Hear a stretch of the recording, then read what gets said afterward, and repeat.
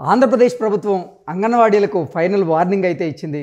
ఇంతకు మించి పైసా పెంచబోం అంటూ కూడా అంగన్వాడీలకు ఆంధ్రప్రదేశ్ ప్రభుత్వం ఫైనల్ వార్నింగ్ ఇచ్చిన నేపథ్యంలో అంగన్వాడీల భవిష్యత్ ఏంటి, అంగన్వాడీలు ఏం చేయబోతున్నారు అనే అంశానికి సంబంధించి మనతో మాట్లాడేందుకు ప్రముఖ సీనియర్ జర్నలిస్ట్, ప్రముఖ రాజకీయ విశ్లేషకులు సిఎస్ రావు గారు మనతో ఉన్నారు. ఆయనతో మాట్లాడదాం.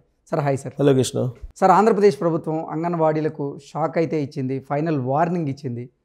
ఇంతకు మించి ఒక్క పైసా పెంచబోం అంటూ కూడా అంగన్వాడీలకు ఆంధ్రప్రదేశ్ ప్రభుత్వం ఫైనల్ వార్నింగ్ ఇచ్చిన నేపథ్యంలో ఇప్పుడు అంగన్వాడీల భవిష్యత్ ఏంటి, వాళ్ళు ఏం చేయబోతున్నారు అంటే ఏం చెప్తారు? ఆల్రెడీ 10 రోజుల నుంచి వాళ్ళు రకరకాల ఆందోళనలు చేస్తూ వస్తున్నారు.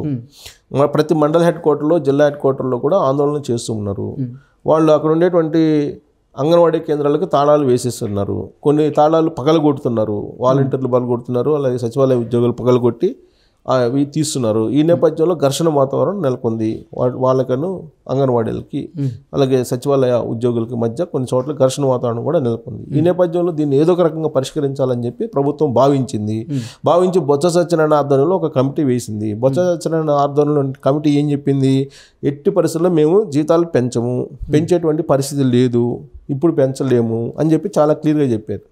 అలాగే ఆ మంత్రి స్త్రీ సంక్షేమ శాఖ మంత్రిగా ఉన్నట్టు ఉషశ్రీ కూడా నిన్న ప్రెస్ మీట్ పెట్టారు. ప్రెస్ మీట్ పెట్టి మేము జీతాలు పెంచేది లేదని చెప్పి చాలా క్లియర్గా చెప్పేశారు.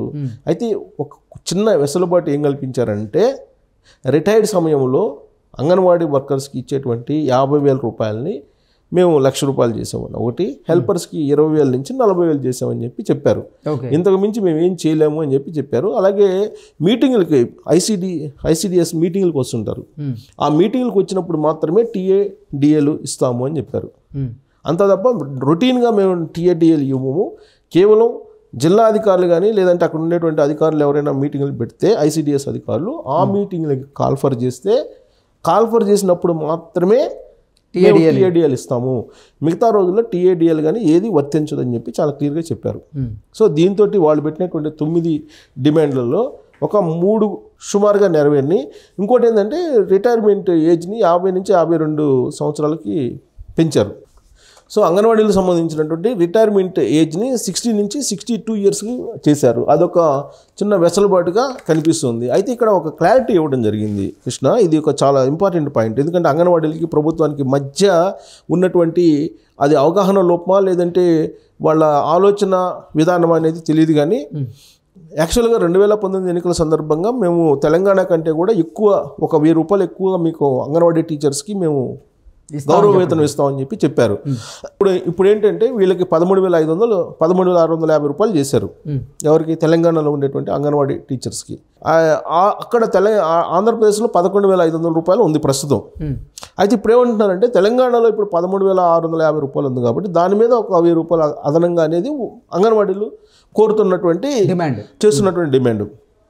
అయితే ఇక్కడ అంగన్వాడీలకి ఎన్నికలప్పుడు 2019 నాటికి ఎంత ఉందో దాని మీద ఒక 1,000 రూపాయలు ఆల్రెడీ ఇచ్చేసాము.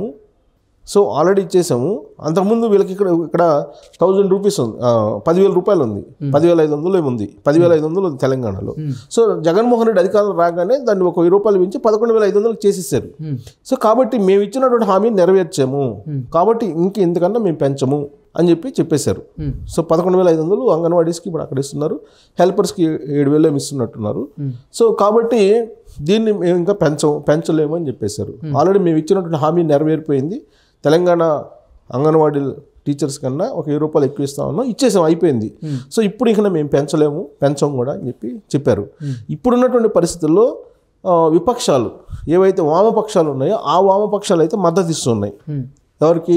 అంగన్వాడీలకి, అంగన్వాడీ టీచర్స్కి కానీ హెల్పర్స్కి కానీ. కొన్ని లక్షల మంది వచ్చి రోడ్ల మీద ఉంటున్నారు. సుమారుగా 50,000 అంగన్వాడీలు ఉంటే ఆంధ్రప్రదేశ్లో 1,00,000 పైసలకు అంగన్వాడీలు కానీ హెల్పర్లు కానీ ఉన్నారు.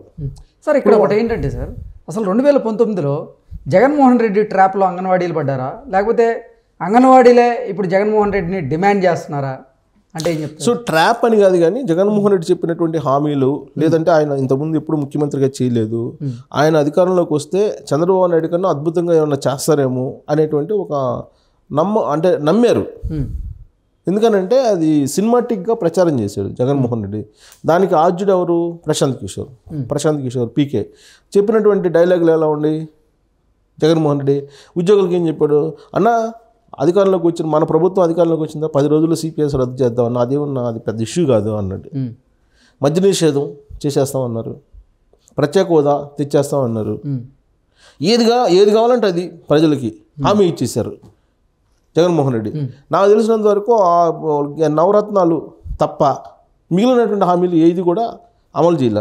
అమలు చేయకపోగా ఆయన చెప్పనివన్నీ చాలా చేశారు. కరెంట్ ఛార్జీలు పెంచేశారు. అప్పట్లో పెద్ద డైలాగ్ ఏంటంటే భారతదేశంలో ఏ రాష్ట్రంలో లేనంత విధంగా పెట్రోల్ డీజిల్ ధరలు ఉన్నాయని చెప్పి ప్రతి క్యాంపెయిన్లు చేశారు. ఆయన ప్రతి వేదిక మీద క్యాంపెయిన్ ప్రచారం చేశారు. కానీ ఇప్పుడు ఆయన వచ్చిన తర్వాత పెట్రోల్ డీజిల్ రేట్లు మిగతా రాష్ట్రాల కన్నా కూడా హైయెస్ట్ ఉంది. అంటే ఆయన చెప్పని చాలా చేశారు. ఇంకా ఇలాంటి పెంచడాలు అన్ని ధరలు పెంచడాలు. ఇప్పుడు ద్రవ్యోల్బణం కూడా ఎక్కువగా ఉంది అక్కడ ఆంధ్రప్రదేశ్లో.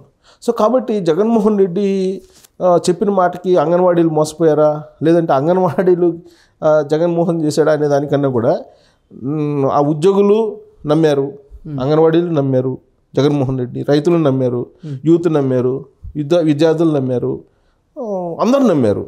అందరూ 151 వచ్చింది, లేకపోతే 151 రావు కదా. ఇప్పుడు జగన్మోహన్ రెడ్డి అధికారంలోకి వచ్చిన తర్వాత అప్పుడేమో ఒక్క ఛాన్స్ ఇవ్వండి, ఒక్క ఛాన్స్ ప్లీజ్ అన్నాడు. ఒక్క ఛాన్స్ ఇవ్వండి, మీరు నేను ఒక అద్భుతమైన ముఖ్యమంత్రిగా మీ ముందు ఉంటాను అని చెప్పారు. అవినీతి రహిత పాలన అన్నాడు. అవినీతి రహిత పాలన అని చెప్పి ప్రామిస్ చేశాడు ఆయన. ఇప్పుడు అవినీతి రహిత పాలన ఆంధ్రప్రదేశ్లో ఉందా? అవినీతి తారాస్థాయిలో ఉంది. సో కాబట్టి అంటే ఆయన ఏమంటాడు, నేను బటన్ నొక్కితే డబ్బులన్నీ వేస్తాను, ఇంకా అవినీతి ఎక్కడ ఉందని అంటారు.